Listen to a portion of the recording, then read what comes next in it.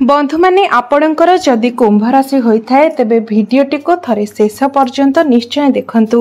कुंभ राशिर व्यक्ति विशेष मानकर जीवन एही विश्वकर्मा पूजा अर्थात कन्या संक्रांति ठारू संपूर्ण रूप से बदलिबाकु जाउछि। कारण ग्रह नक्षत्र मानकर चलन रे एक बहुत बड़ परिवर्तन हेबाकु जाउछि, जहा फल रे कुंभ राशिकर व्यक्ति मानकर जीवन रे चलीथिबा समस्त दुख कष्ट एवं समस्यार अंत हेबाकु जाउछि एवं सेमानक जीवन रे पुणी थरे खुशी फेरिबाकु जाउछि। बुध शुक्र एवं सूर्यंकर राशि परिवर्तन हेबाकु जाउछि, जहार प्रभाव रे आपणक जीवन रे मध्य एक बड़ परिवर्तन हेबाकु जाउछि।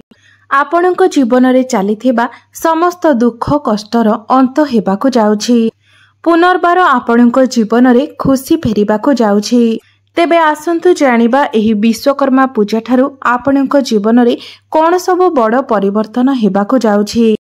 तेबे भिडियोटी रे आगो को बढ़िबा पूर्वरु जदि आपणकर मध्य कुंभ राशि होइथाय तेबे भिडियोटी को लाइक करी चैनल टी को सब्सक्राइब करि देबे एवं कमेंट बॉक्स रे भक्ति एवं श्रद्धार सहित जय श्री जगन्नाथ निश्चय लिखिबे।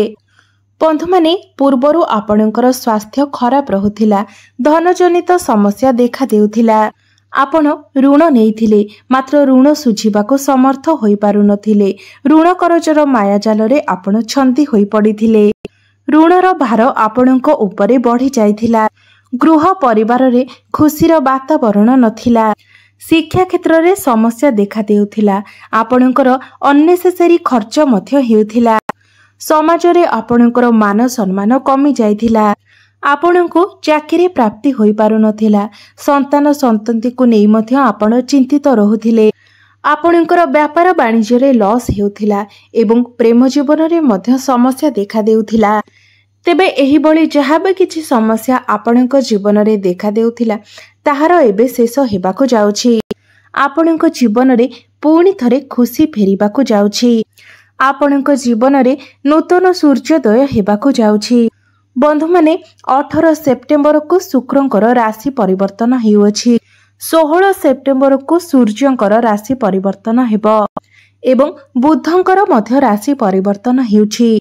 बंधु माने शुक्र हेउछन्ति धनर कारक ग्रह। शुक्रंकु मां लक्ष्मीकर प्रतीक बोली मध्य माना जाइथाय। तो शुक्र आपणकर अष्टम भावरे थिले एवं बहुत खराब स्थिति रे थिले, कारण अष्टम गृहटी को कुंडली रे भलो बोली माना जाय न थाए। एहा आपणक धन रे क्षतिर भाव होइथाए, आकस्मिक दुर्घटनार भाव होइथाए। तो शुक्र आपणकर जेहेतु अष्टम भावरे थिले सेथिपाई आपणक निकट को धन आसु नथिला, धनर व्यय घटुथिला। मात्र शुक्र वर्तमान आपणकर नवम भाव को चलन करिवे, अर्थात आपणकर भाग्य भाव को चलन करिवे एवं नवम भावटी मध्य शुक्रंकर निजर गृह अटे। तो शुक्रंकर स्थिति एठारे बहुत भल रहिबो एवं शुक्र आपणकर भाग्य रे मध्य वृद्धि करिवे। भाग्य बल रे आपण प्रत्येक कार्य रे सफलता लाभ करिवे। आपणकर प्रत्येक कार्य सुरुखुरु रे होई जिवो। शुक्र हेउछन्ते भौतिक सुखर कारक ग्रह। तो एही समय आपणको समस्त भौतिक सुखर मध्य प्राप्ति हेबो। एही समय आपण कोनोसी बड़ कार्यर आरंभ करि पारंती किबा कोनोसी बड़ इन्वेस्टमेंट मध्य करि पारंती। स्टॉक मार्केट, शेयर मार्केट एवं ट्रेडिंग रे कार्य करुथिबा व्यक्ति मानकु बहुत अधिक लाभ प्राप्ति हेबो। सेमानंकु आकस्मिक धन लाभ होई पारे। शुक्र आपणकर नवम स्थान रे बसी आपणकर तृतीय भाव को देखुचंती एवं तृतीय भावटी होइथाय आपणकर साहस, पराक्रम एवं परिश्रमर भाव एवं छोट मोट जागा को यात्रा करिवार भाव।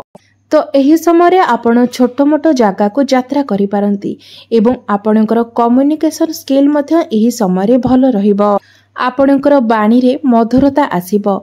आपण निजर बाणी माध्यम रे लोकमानंकु निज आडको आकर्षित करि पारिबे एवं आपण निज बाणी माध्यम रे किछि अर्थ मध्य रोजगार करि पारिबे। नवम भावटी धर्मर भाव होइथाय। तो एही समय आपणकर मन धर्म आडको अग्रसर हेबो। तो एही समय आपण कोनोसी धार्मिक स्थान को यात्रा करि पारंती एवं धार्मिक कार्य रे आपणकर मन बळी पारे। आपणकर संतानंकर स्वास्थ्य रे उन्नति आसीबो। पितांक सहित एही समय आपणकर संपर्क बहुत भल रहिबो। ଏହି ସମୟରେ ଆପଣଙ୍କୁ ପ୍ରେମ କ୍ଷେତ୍ରରେ ବହୁତ ସଫଳତା ମିଳିବ। ଆପଣଙ୍କର ପ୍ରେମ ଜୀବନରେ ପୂର୍ବରୁ ଯଦି କିଛି ସମସ୍ୟା ଚାଲୁଥିଲା ତେବେ ସେଥିରେ ସୁଧାର ଆସିବ। ଆପଣ ଦୁଇ ଜଣଙ୍କ ମଧ୍ୟରେ ଭଲ ପାଇବା ବଢ଼ିବ। ଆପଣଙ୍କର ସମ୍ପର୍କ ସୁମଧୁର ହେବ। ଆପଣଙ୍କ ମଧ୍ୟରେ ଅଣ୍ଡରଷ୍ଟାଣ୍ଡିଂ ମଧ୍ୟ ଭଲ ରହିବ। ଆପଣ ଦୁଇ ଜଣ ମିଶି କୌଣସି ବଡ଼ ଡିସିସନ୍ ନେଇପାରନ୍ତି। ଏହି ସମୟରେ ଆପଣ ନିଜର ପାର୍ଟନରଙ୍କ ଉପରେ ଡାଉଟ୍ କରନ୍ତୁ ନାହିଁ କିମ୍ବା ଅଧିକ କ୍ରୋଧ ମଧ୍ୟ କରନ୍ତୁ ନାହିଁ, କାରଣ ମଙ୍ଗଳ ଆପଣଙ୍କର ପଞ୍ଚମ ଭାବରେ ଅଛନ୍ତି। ତ ସମୟ ସମୟରେ ଆପଣଙ୍କ ମଧ୍ୟରେ ଅତ୍ୟଧିକ କ୍ରୋଧ ଦେଖାଦେବ। ଆପଣଙ୍କ ମଧ୍ୟରେ ଜିଦ୍ଦି ସ୍ୱଭାବ ଦେଖାଦେଇପାରେ, ଯାହାକି ଆପଣଙ୍କର ପ୍ରେମ ଜୀବନରେ ସମସ୍ୟା ଆଣିପାରେ। ଏଥିପ୍ରତି ଆପଣ ଟିକିଏ ଧ୍ୟାନ ଦେବେ, ନଚେତ୍ ବିଶ୍ୱକର୍ମା ପୂଜା ଠାରୁ ଆପଣଙ୍କର ପ୍ରେମ ଜୀବନ ବହୁତ ଭଲ ରହିବ। ଏମିତିକି ପୂର୍ବରୁ ଯଦି ଆପଣଙ୍କର ପ୍ରେମ ଜୀବନରେ କିଛି ସମସ୍ୟା ଥିଲା ତେବେ ତାହା ମଧ୍ୟ ସମାଧାନ ହୋଇଯିବ। ଶୁକ୍ର ଆପଣଙ୍କର ବଳବାନ ସ୍ଥିତିରେ ଥିବା ହେତୁ ଏହି ସମୟରେ ଆପଣଙ୍କର ଭ୍ରମଣ ଯୋଗ ମଧ୍ୟ ବନିବ। ଆପଣଙ୍କ ମଧ୍ୟରେ ସାହସ ଏବଂ ପରାକ୍ରମ ବୃଦ୍ଧି ପାଇବ।